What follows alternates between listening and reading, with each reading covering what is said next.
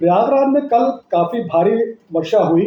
उसके बाद जो प्रयागराज के हालात थे वो काफ़ी बिगड़ते हुए नज़र आए। ख़ास तौर से मैं आपको बता दूँ कि जो नगर निगम है और साथ में प्रशासन की पोल भी वहाँ पे खुलती नज़र आई, क्योंकि चारों तरफ वहाँ पे सड़कों पे जल भराव की स्थिति दिखाई पड़ी और उसके साथ-साथ यातायात प्रबंधन भी काफ़ी प्रभावित उससे दिखाई पड़ा। तो इसको लेकर हमारे साथ इस समय मौजूद हैं समाजवादी पार्टी के राष्ट्रीय प्रवक्ता दान बहादुर सिंह मधुर। आइए उनसे जानने की कोशिश करते हैं कि जो ये समस्या है इसका निदान कैसे हो सकता है। जी। सबसे पहले आपके दर्शकों को मेरा प्रणाम। देखिए, प्रयागराज धार्मिक, ऐतिहासिक, सांस्कृतिक, राजनीतिक राजधानी हमेशा से रही है और ये बौद्धिक शहर है। यहाँ माननीय उच्च न्यायालय है, आनंद भवन है, यहाँ गंगा यमुना अदृश्य सरस्वती का पवित्र संगम भी है। तो हर तरह से ये बहुत ही सुप्रसिद्ध जनपद है और यहाँ कुंभ जैसा, महाकुंभ जैसा मेला लगता है। तो लेकिन इस शहर में जब अब लगभग 9 साल से भारतीय जनता पार्टी की सरकार यहाँ प्रदेश में है और केंद्र में 12 साल से है, तमाम सारी योजनाओं की घोषणा हुई। गंगा सफाई के नाम पे बहुत सारा धन आवंटित हुआ, शहर के सुंदरीकरण के लिए तमाम घोषणाएं हुई, स्मार्ट सिटी का वादा किया गया। लेकिन हालात ये हैं कि पहली बरसात में ही जिस तरह से शहर के मोहल्ले डूब गए, सड़कें डूब गईं, नाली और सड़क एक हो गई, घरों में लोगों के पानी जाने लगा, इससे यह साफ दिखता है कि सिर्फ धन का बंदरबाट हुआ है, महाभ्रष्टाचार हुआ है, इसके अलावा यहाँ कुछ नहीं हुआ है। आप देखिए, पहली बरसात हुई थी कल, जैसा कि आपने चर्चा किया, तो शहर के जो अच्छे मोहल्ले हैं वहाँ भी पानी डूबा हुआ था, जिनको पास इलाका कहा जाता था। और खास करके बैरहना, कीड़गंज और गऊ घाट, इन सारी एरिया में पूरा पानी डूबा हुआ था। नकाश कोना, उसके पश्चिम के एरिया में, क्षेत्रों में, राजापुर में, फाफा मऊ में कई ऐसी मोहल्ले हैं जो एकदम डूब गए, लोगों के घरों में पानी चले गए। अब जब लोगों ने हो हल्ला मचाया तो नगर निगम सक्रिय हुआ, फिर आपाधापी हुई तो पता चला कहीं जो है नाला जाम है, कहीं चौक है। बड़ी व्यवस्था यहाँ है कि कई दिनों से कहा जा रहा था, नगर निगम के अधिकारियों को भी चेताया गया और तमाम लोगों ने एप्लीकेशन भी दिया, मोहल्ले के लोगों ने, सभासदों ने, पार्षदों की बैठक में ये हुआ था। लेकिन जो सिल्ट निकाली गई, वो सिल्ट निकाल करके वहीं बगल में रख दी गई, उसको उठाने की व्यवस्था नहीं की गई। अब जब पानी बरसा तो वो सिल्ट जो है पूरी सड़कों पर फैल गई या तो फिर नाले में घुस गई, तो इससे नाला पूरा चौक हो गया, जाम हो गया। हालांकि यहाँ के कमिश्नर और कुछ भारतीय जनता पार्टी के नेता और पार्षद दौरे पर निकले जरूर, और पता चला है कि वो जब अलोपी बाग जाते हैं तो वहाँ जो पानी निकासी का मेन गेट था वही बंद था। तो कई यहाँ ऐसी व्यवस्था की गई है जो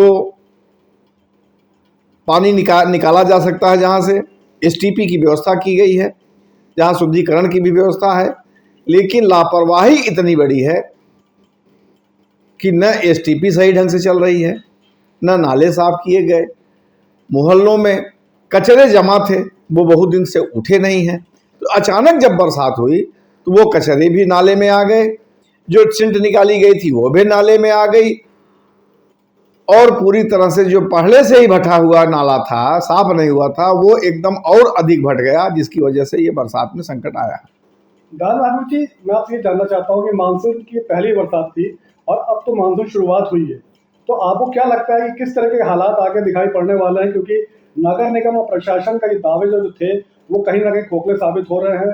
जिस तरह से यातायात प्रबंधन पूरी तरह से बाधित रहा और लंबी लंबी कतारें गाड़ियों की लग गई और जल भराव की स्थिति को देखा गया, तो आपको क्या लगता है कि आगे आगामी जो ये मानसून है उसमें किस तरह के हालात बनने वाले हैं? देखिए, अगर प्रशासन नहीं चेता, नगर निगम प्रशासन अगर नहीं चेता, तो फिर से पिछले साल की तरह यहाँ कई मोहल्ले पानी से डूब जाएंगे और घरों में पानी जाएगा। अभी आपको सीएमपी की हालत बता दें, बहुत दिनों से, करीब कई महीने से सीएमपी में एक नाले का निर्माण हो रहा है और आज तक वो पूरा नहीं हुआ। बरसात आ गई, अब क्या पूरा होगा? अब तो पानी भर गया चारों तरफ। तो कई कार्य अधूरे छोड़ दिए गए, जो पूरे नहीं किए गए, जिसकी वजह से दिक्कत आ रही है।